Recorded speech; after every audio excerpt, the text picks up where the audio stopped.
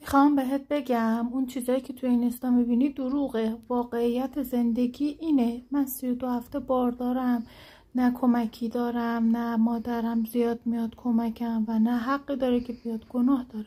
این خونه ماه. وضعیت آشپزخونه رو که دیدین، این یکی از خوابامونه. سالن پذیراییمون هم بمب خورده. و اینم بهتون بگم که امروز یک شنبه است، ما جمعه با همسرم این خونه رو مثل دسته گل کرده بودیم. طبیعیه.